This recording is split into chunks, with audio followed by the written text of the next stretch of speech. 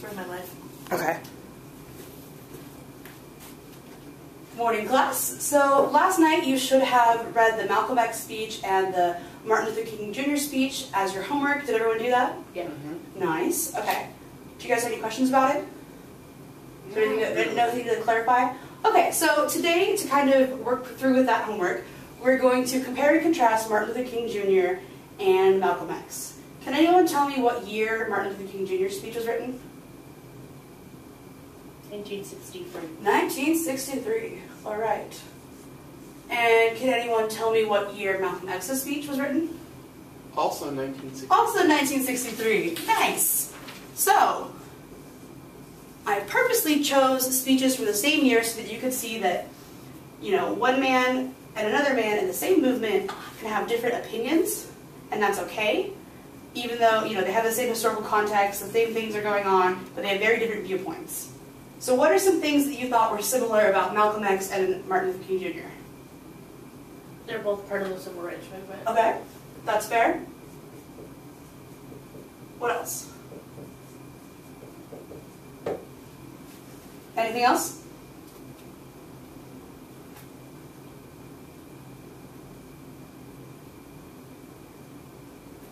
Yeah. They both spoke of the brutality that they faced. Okay, in so their this time. talked about brutality. Anything else you noticed about their speeches that were similar? I know they were pretty different speeches, so it's kind of hard. They both talked about how, like, things were inferior. Like what was? Like people? Yeah. So like that like white people felt that they were better than black. Okay, so talking about like racial tension. Mm-hmm. Okay.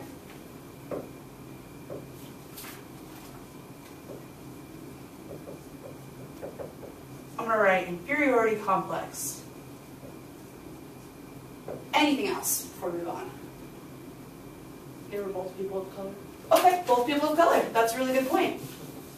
Okay. Now, do you notice any differences between the speeches? Yes. Well,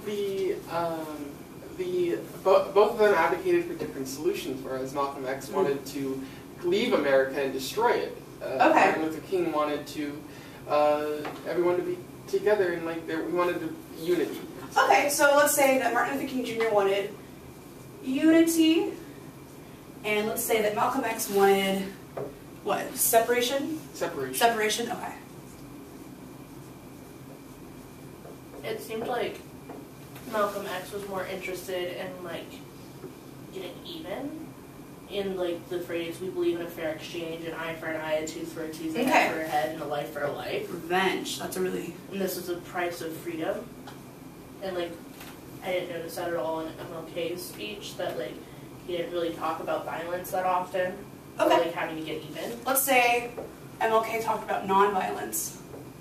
And even then, Martin Luther King was saying we can never be satisfied. Mm-hmm. So there's no way that revenge could satiate there.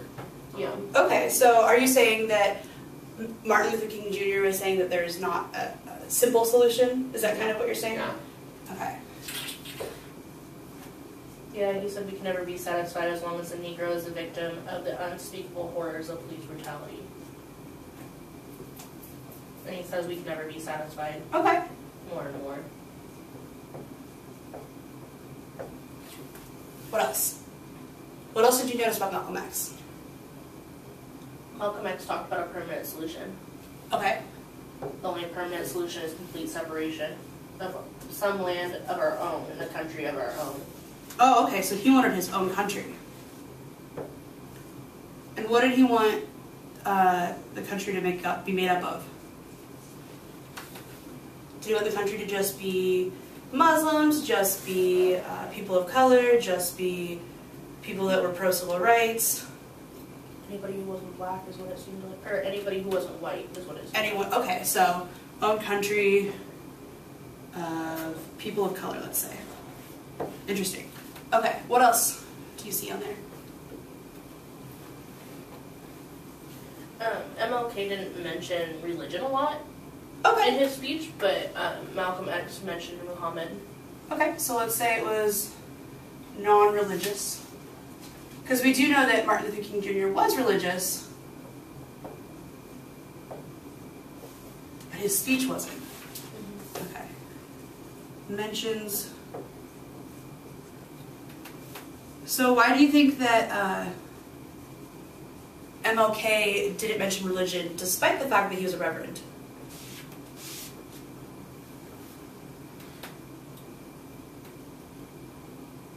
So he was religious, but didn't bring it up in his speech. I think he wanted to reach the people who weren't religious. Okay, so he wanted to kind of reach a broader audience. Okay, so he wanted to reach a broad audience. This is a thing for everybody, not just for those who believe in any God. Okay, so this is everyone's rights. Yeah. What about Malcolm X? Who is he trying to reach? He refers to 20 million ex-slaves, so mainly people of color. Okay, so he wasn't. So was Malcolm X talking to white people and black people, or specifically people of color? It seems like he was specifically talking to people of color about getting out of this. Okay, so it's let's say geared towards people of color. Also, Malcolm X talks about. He says many of us turn to crime, stealing, gambling, and prostitution, and some of us are used by the white overloads downtown to push dope in the Negro community. And like that wasn't really mentioned in Martin Luther King Jr.'s speech. It seems like Martin Luther King Jr. might have almost sugar-coated what was going on. Okay. To reach more people. Let's say that, sugar-coated. It seems like Malcolm X wasn't afraid to show the... Okay, so we'll say that Malcolm X had a lot of honesty in his speech. Does that seem fair? Did either of them talk about America specifically? MLK did. Yeah. He referred to the American dream, but Malcolm X was more like the American dream isn't real, integration is a lie. Okay. Yeah, because MLK said if America is to be a great nation, this must become true, so let freedom ring. So Malcolm X was more about disproving the American dream, and let's say MLK supported it, wanted to make it better, wanted to make it true. Okay. Yeah, Malcolm X said the American propaganda is designed to make us think no matter how we catch here, we're still better off in America than we'd be anywhere else. Okay, cool. They want us to think we have no place to go. Anything else you feel like adding to this? I think this is a great list. So, they're part of the same movement. They have, similar beliefs that black people deserve equal rights. Why were their beliefs so different, though? How can they be in the same movement, but have completely different points of view? They were raised pretty similar, they're both really religious men, but their beliefs are very different. I think it comes from, I think MLK is very, he's a pacifist. Okay. And, all the things he did, the bus boycotts and such like that, we're talking about being nonviolent. And the marches and stuff like that, we're very focused on do not fight back. Right. Just be passive. And I think Malcolm X was passive at one point, but just got frustrated with the violence that him and people of color were facing. So I think there's a certain line that fight back. Yeah, I think there's a certain line that everyone gets to where it's not worth being passive anymore. Okay. So do you think there's a right way and a wrong way to do this, or do you think that this was simply two people's point of view? It was two people's point of view. It's unfair to say any way was wrong because Malcolm X is certainly the darker and more pessimistic view.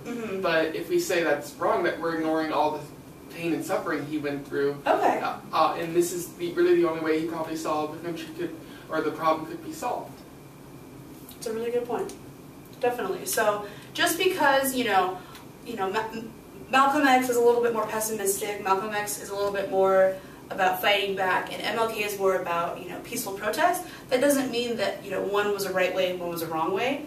Both of what they were doing was illegal. The protests were illegal, what he was talking about was illegal, but that doesn't mean that either way was right or wrong. And as historians, we can't say something is right or wrong because we're not living in that time period. So for your homework tonight, you're going to write a paragraph comparing the two and talk about which movement you felt like you would be in if you lived in that time. Thanks, guys.